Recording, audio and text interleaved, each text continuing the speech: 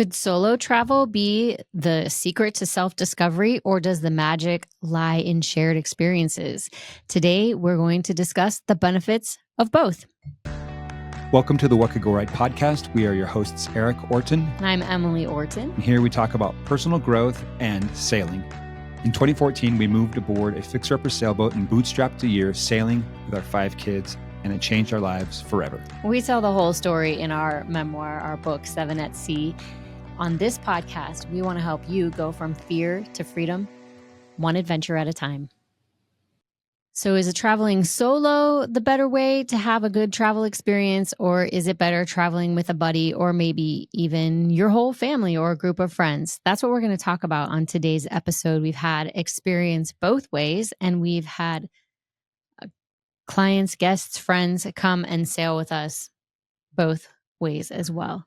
So we're going to dive in. First, I just want to share this story that happened when Erik and I were traveling as a group with our whole family. We went to Canada together for the first time.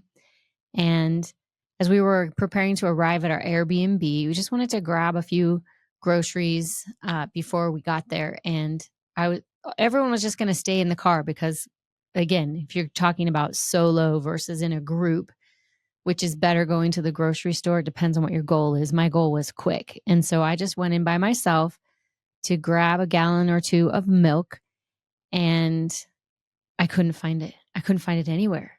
I started to wonder whether Canadians even drink milk. And I couldn't believe that you couldn't find it. And I was like, what in the world? Yeah. You've grocery shopped all over the world. In Canada, surely you can find milk. It was pretty frustrating, and I was taking forever, and I called. I'm like, there's no milk. I was just about going to ask somebody who works there if they have any milk and where it is. And Erik came in and he was hunting with me, and we realized once we found it, we realized why we couldn't find it, because it didn't look really anything like the milk we were used to finding. But we had to stop and ask, right? Because I couldn't find it either. And I feel like we had to ask for help. Maybe we asked for help, but it was just really validating to know that I wasn't completely crazy. Like, you also couldn't find the milk. And can we tell the listeners what it looked like? Yeah. So then we, our Canadian friend, our Canadian listeners, you'll know this and you'll laugh at us. Yeah. But the person brought us to the freezer section, and we opened it up, and there are just these little clear liter-sized bags. Yeah, it was a bag of milk that sort of had enough of a base that it could stand up. I don't think they were laying down, but you could grab a bag of milk, and instead of using milk jugs or milk cartons, which is what we were looking for, they use bags, and then you buy one time a little plastic pitcher, and you set the bag inside the pitcher, and you snip off the corner of the bag, and you pour it out of the bag using the plastic pitcher to hold it. And which is actually pretty genius in terms of like packaging and, just reducing materials and good for the environment and all that. But we were totally stumped. Yeah, completely lost. And so in the moment, at first it seemed like traveling together was a frustration, because like, why can't my travel buddy figure this out? And then traveling together became a discovery, and we got to share that part that was frustrating and confusing and new. And we were like, oh, it's just so different than what we were expecting. Wow. Who had any idea that our neighbors just a few miles to the north did it so completely differently than what we did? And so then it was fun to be able to figure it out together and have that shared experience and discovery. Just one example. So let's dive into some of the pros, though, maybe of traveling together. Just start with traveling together. Okay. Shall I go? Yeah. Tell me. I told the whole story. So what are some of your thoughts? And you did a good job. Thanks. So thank you. Yeah, I think we're talking about the pros of traveling together. Actually, do you mind if we go the other way? I'd love to talk about the pros of traveling solo together. So one of the pros of traveling solo together is you get to make all of the decisions, and you don't have to like have a meeting or collaborate with anyone else. You just say, I want to go this way, and then you go that way. So we're collaborating, and so we had a little discussion. Why don't you go ahead and start with traveling solo? Why don't we talk about the pros of podcasting solo first? Real time. No, I actually think that the pros of traveling together are more compelling. So I'd rather end there, I guess is what I'm about. Because there are some pros to traveling solo, and I want to talk about what those are. Because I've done a fair bit of solo travel lately, and then on the trips that we lead, I've taken out a number of people that are traveling solo. I've done a little bit of solo travel. And you've done some. Do you want to go? And I want you to start. Okay. All right. Here we go. So I think, like you're saying, first of all, you make a decision and you just go. You have, when I've been traveling lately, because I recently went solo to Thailand, to Italy, and to Greece. And there are some bonuses to that. And some of the obvious ones are it's cheaper. I'll just start there. That's true. It's cheaper to travel solo because you're only buying, especially if you're in the same household, and you're working on the same household income. It's one airplane ticket instead of two. It's one meal instead of two. It's like going out to eat. You're buying dinner for one, lunch for one, breakfast for one. And in one case, I had to move a whole bunch of stuff from my Airbnb to the boat. And I was able to do it on a scooter because I was able to fit everything, like a backpack and stuff in front. Like it would all fit on a scooter. Could we have figured it out with the two of us? For sure. And would two of us have fit on a scooter? For sure. So in some cases, it doesn't matter cost wise, like booking a place to stay. Most places you can get a queen size bed about the same cost as a twin size bed. And so you're not going to be saving a lot in terms of housing, or I'll even say local transportation. But airfare and food are areas where it's a little bit more affordable to travel solo versus two people together. Yeah, if you're from different households, you might be able to bring the cost down by increasing your group size. Yeah, or if you're a bunch of roommates or friends and everyone's covering their own costs, it's not all coming out of one household. So in that sense, it might not change the price for you as a person if you're traveling with others. But if you're traveling as a couple, like a married couple, or traveling with kids, just like you and I go out to eat more often when it's just us than with our kids because it's cheaper. Okay, so the that's cost. One. Yeah. There's definitely an autonomy to decision making, but I would also say that there's a little bit of a drawback to that. In some cases, it's really nice to have somebody to bounce ideas off of and to soundboard things before making a decision. I feel like you're jumping ahead. Oh, sorry. Okay. All right. This was your idea. Sorry. Okay. So cost, the autonomy, and it might end there. I'm trying to think if there's any other benefits. I guess just kind of, there might be subheadings under autonomy. Yeah, probably. But like the last day in Thailand, sorry, I don't mean to bang my cable here. The last day in Thailand, I just wanted to go surfing, and I went surfing and I got a surfboard, and on the cost front, it was, if we would both been there, I would have felt like we should get two surfboards. Mm-hmm. We should have lunch for two, and not that it was so expensive. I appreciate that. But it would be fun to surf together. And then, I had a car, and so it wouldn't have cost anything different there. But just being able to, and then even throughout the day, I was like, I'm going to take a break from surfing and I'm going to read a book now. Or then I'm going to go surf again. And then I'm going to take a break and I'm going to fly the drone and get some cool shots. And then I'm going to take a break and go grab lunch. There's no need to check in with anybody when traveling that way. And it's a little bit of a double-edged sword, but there's that kind of that freedom of autonomy to just do what you want to do when you want to do it. One of the things I like when I'm traveling solo is that I have more quiet time. I can do things at the pace that I want to do them at, which I think is, again, addressed under autonomy, but I can just be still and be quiet and have a little time to myself to think. And maybe, as we're on the edge of launching our last couple of children, I am just used to having lots of people around all of the time. And I love that. And I want to talk to them and be in their lives. But when I'm traveling solo, it's kind of nice to just be quiet, be still, read a book. I can go out if I want to, but I can also just stay in. Good point. Okay, so that, I feel like that covers up the pros of solo travel. Is there anything from people who have come traveling with you solo? I think one of the things is that they make new friends. if they're with just a buddy, and they might just between the two of them chat the whole time. But when you come alone, I know I said I like to just be still and be quiet and do my own thing, but it also might lend itself to looking outward and being interested in the people around you and making new friends. That's true. And I'll say, yeah, let me speak to that a little bit, because people do travel they come on our trips solo. A lot of people read our posts or see trips and they say, "Oh, are people allowed to come solo?" And the answer is yes.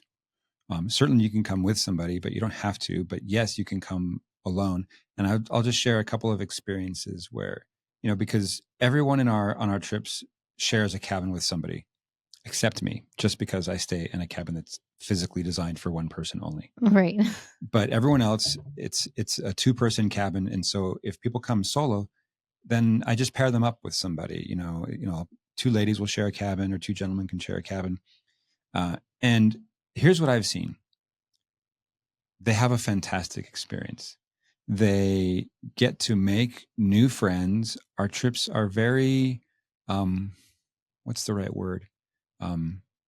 We connect. Yeah. We're spending a fair chunk of time together. When you share a cabin with somebody, you connect. I mean, you can talk late into the night if you want to. You can, or you can put in earplugs and go to sleep and ignore the person next to you, which is fine. And in fact, I have just seen so many friendships, long-term friendships, sprout up out of these trips. And quite frankly, between the group itself, but a lot of the folks that are there are solo, and people keep in touch. And I'm just going to shout out a couple of people that I can think of off the top of my head. Sandy, she's come sailing with us twice. She's going with us again early next year. And she is a solo traveler. She loves to do it. She's good at it. She's confident. She's also very open to making friends. And she and Melissa were paired up in a cabin on a trip that I did to Mexico earlier this spring. And they are good friends. They keep in touch. And a lot of times people that go sailing they'll travel to visit each other after the trip, pop, hey, I'm going to be in business in your town, I want to hang out. And so it's fun to see these relationships and friendships pop up. And didn't they travel again together? Yeah, well, Sandy wanted to come to Italy, and she talked Melissa into coming on that one, and they came again. And we're going to do, in fact, Sandy is, I don't mean to embarrass her. A little bit of a superstar. She's really good at this, and she knows that it's tricky for a lot of people, especially women, to feel comfortable traveling alone. And so she's organizing a trip next year that will be specifically to kind of help encourage women that want to travel solo but don't feel comfortable doing it. And she's going to sort of be the mentor in the group and help walk them through the process and make sure that it's something that they trust and feel safe with and all that. And so she's really becoming a little bit of a guide in that space, and it'll be one of our sailing trips. And so I think that's going to be fun. And it's fun to see people discovering what's possible for them when they feel like this is out of reach. And I don't think people that are traveling individually need to feel like this is out of reach for them. It's so doable. It can be done safely. And there are some of the upsides that we talked about. But I think the magic happens when you start to connect with other people, whether you're traveling solo or whether you're traveling, as a couple or a duo. And so other people always factor into the upside of an experience of a trip. That's awesome. I think it's totally true. And it's important for people to realize, and maybe it's one of the intangibles of coming on these sailing trips or travel in general. I know specifically the things that we do are designed to facilitate connection. Mm-hmm. And they do facilitate connection, whether that is learning how to set the anchor or just all chopping vegetables for the salad that night while you drip dry from your snorkel and talk about the experience you just shared. But I think you're right on these. When you come sailing with us is different maybe from other travel. If you're just going to go by yourself and backpack across Europe alone, you're with a group. And so if you might be traveling alone, you might be, I'm going to go over here and I'm going to go over there and I'm going to represent myself. But it's in a connected environment. And yeah, whether you're traveling, however, alone in whatever format, it is a wonderful time for self-discovery and to see how you react in different situations and the opinions you immediately form in new situations. But also it's about connecting with other people. And that can be a real form of self-discovery too. Do I get to talk about the downside of traveling solo? Oh, sure. If you want, it's bonus downside. Well, I'll say the downside is that there's a toll in terms of having to figure out things and experience things for the first time solo. I'll just speak to this recent trip that I did to Thailand, where I was going to Asia for the first time and I was discovering a new country, and I was also routing through Seoul, Korea. And so I had to figure out currency, languages, customs, not just airport customs, but like cultural customs, and a lot of things solo. And it can be fun. It can be, an adventure, but it can also be a challenge because, like in Canada, when we couldn't find milk, I think that it was actually validating for us to feel like neither of us can figure this out. And we're pretty smart people.